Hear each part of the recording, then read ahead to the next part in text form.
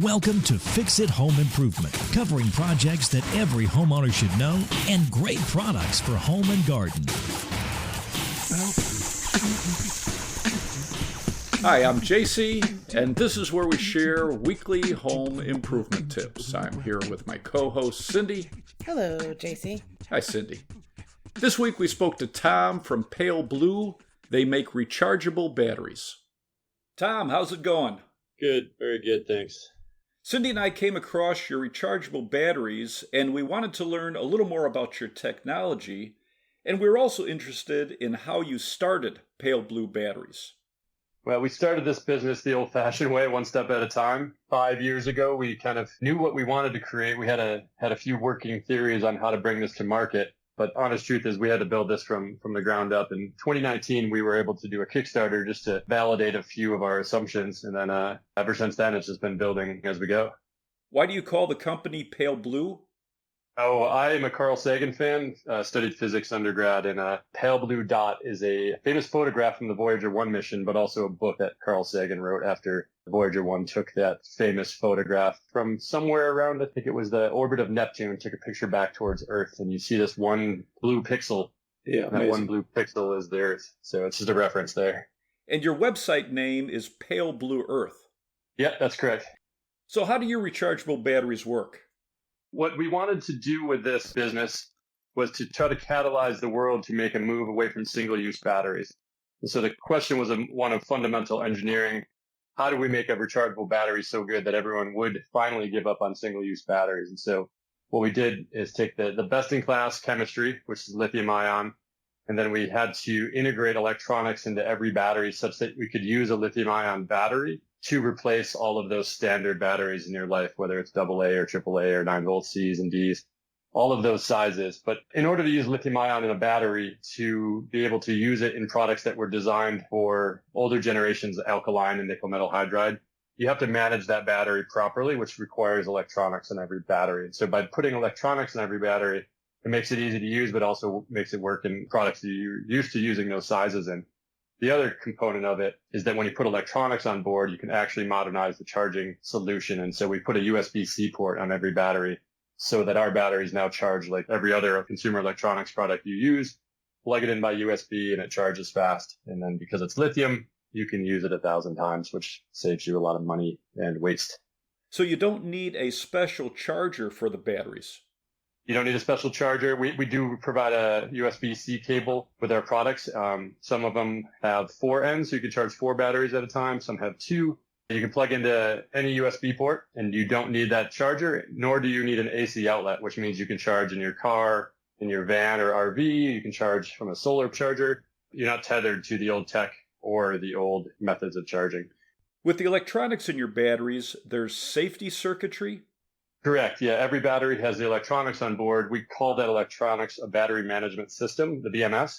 The point of the BMS is to kind of manage the charging, performance, reliability, and safety of the product. And so it's got a lot of functions.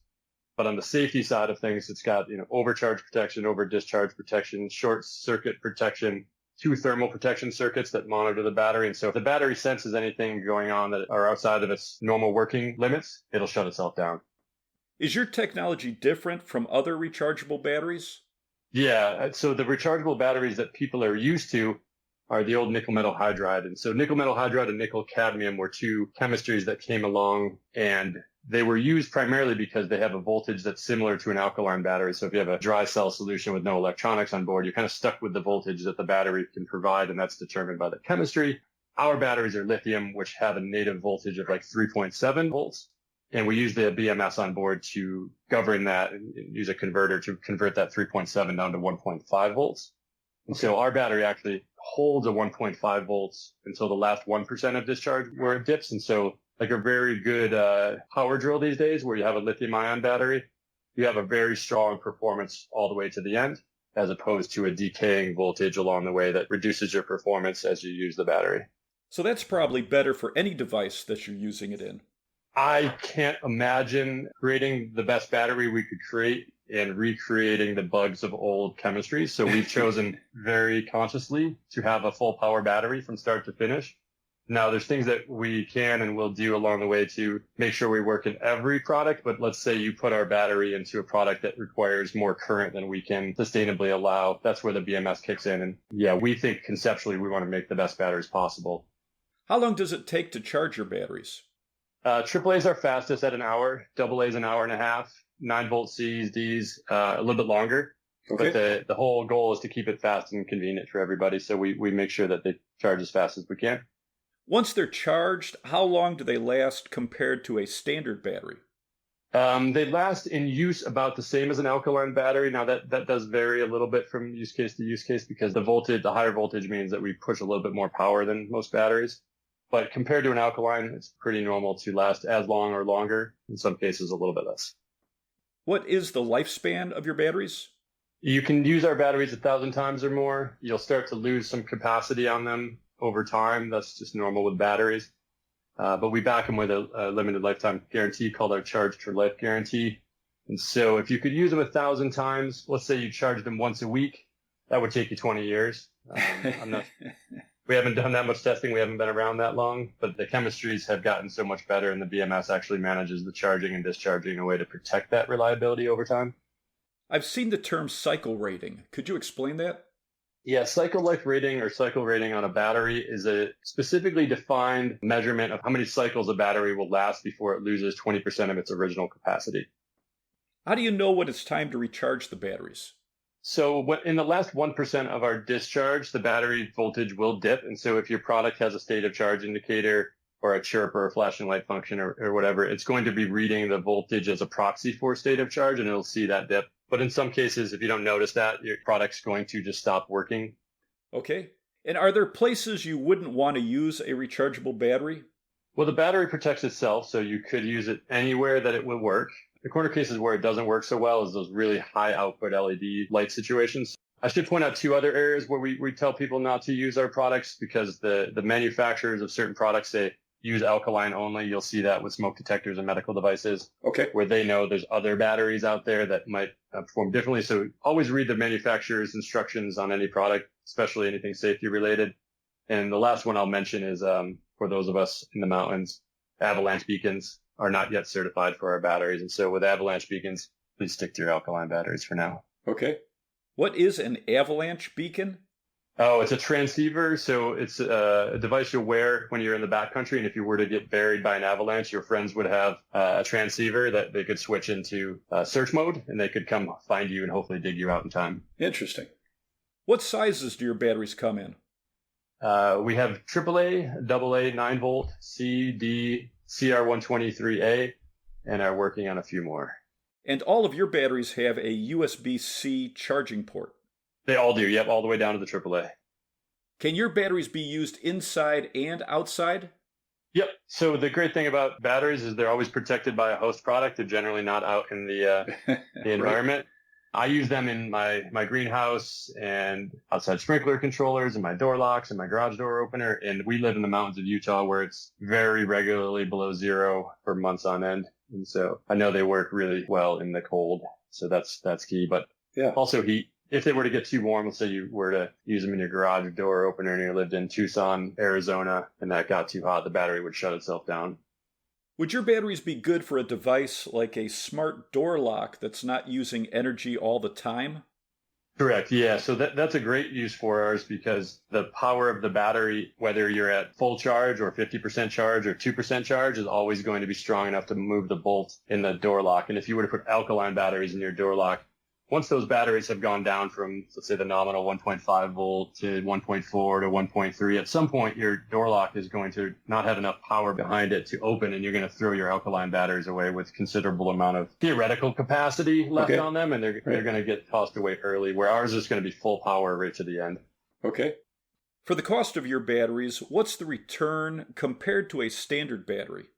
Alkaline batteries have gotten much more expensive along with everything else, it seems like, lately. The return on investment for buying our batteries is actually pretty quick. So 4 or 5 charges after buying our products, you'll have recouped your investment, and then the batteries can be used, 1,000 more times.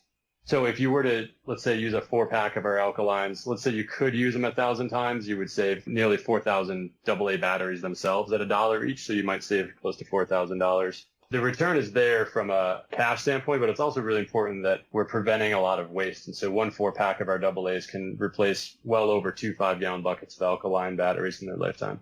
Yeah, amazing. I saw on your website you have limited edition batteries. What are those? So we partner up with nonprofits. As part of our membership with 1% for the Planet, we do a lot of nonprofit support. And part of that is working with nonprofits and artists to create inspiring designs, to create a little excitement. We think we've got something cool, but also meaningful. And so we'll work with local artists or nonprofits in ecosystem restoration or conservation or environmental protection type stuff. And it's a nice way to show pride in our work and have customers be proud of owning our products, but also to go back and support those nonprofits. Yeah, that's cool. You mentioned 1% for the Planet. What is that?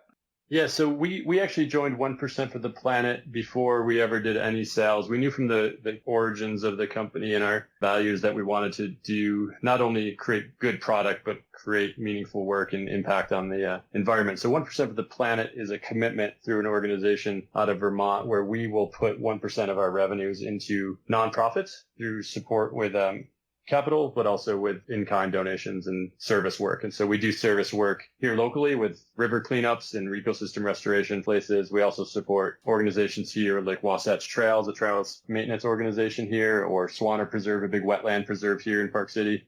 But we also support Protect Our Winters and other national nonprofits, right? So 1% for the Planet gives us a platform by which we make that commitment and hold ourselves accountable to supporting those things that we believe in. Your batteries come with multiple connectors for charging multiple batteries. Can you purchase additional cables?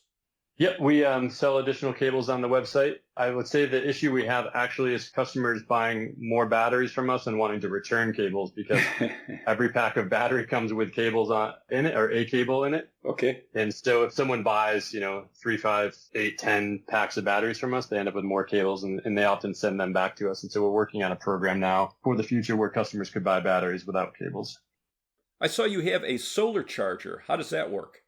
Yeah, we have 2 solar chargers. One's 7 watts, the Approach 1, and one is 21 watts, and that's the Approach 2. And so these 2 solar chargers are fully encapsulated, ruggedized, take into the mountains kind of charging solution. So every Approach has 2 USB ports on it. So you could charge your phone or our batteries if you were living in your camper or out backpacking. And it's just a portable way to charge our batteries without having to bring another battery along.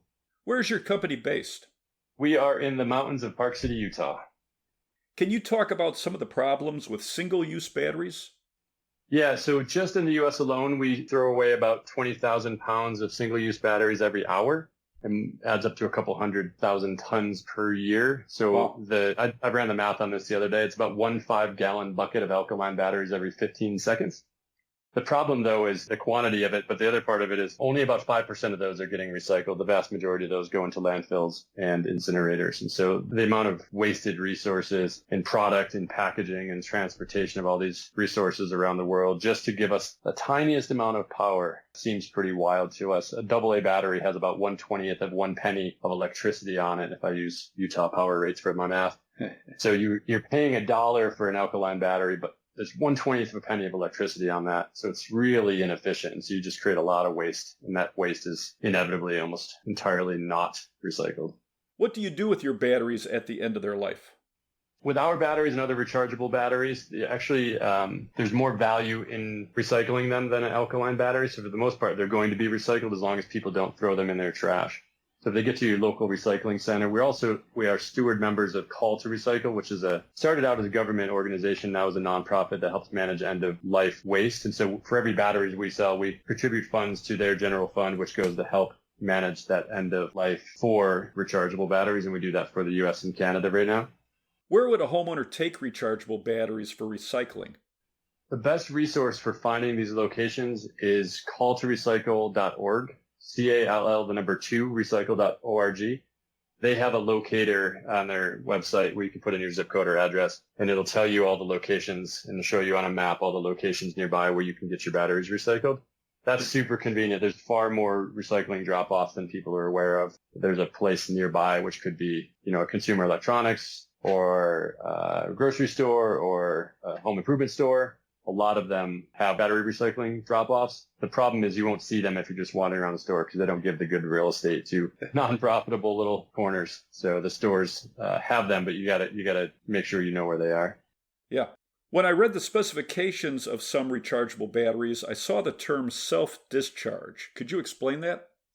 Sure. Every battery has a certain amount of self-discharge, which means when it's sitting on the shelf, it's going to lose some of its power over time. Now, the key there is to keep that minimal so that your battery has the longest shelf life.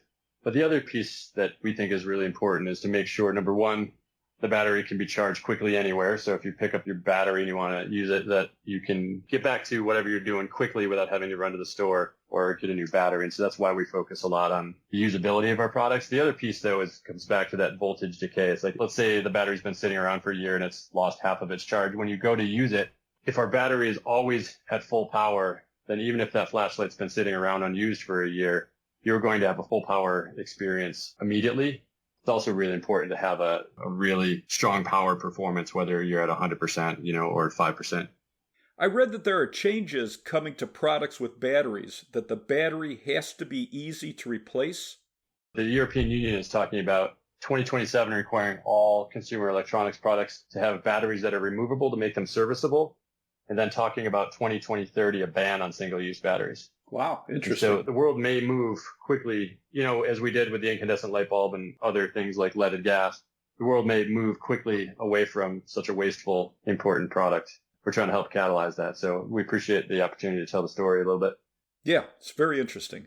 If I wanted to learn more about your products, where would I go? Paleblueearth.com is the best place. Follow us on Instagram for more information about our brand and marketing activities and what we're up to there. The most detailed information about the products and the company is going to be on our website.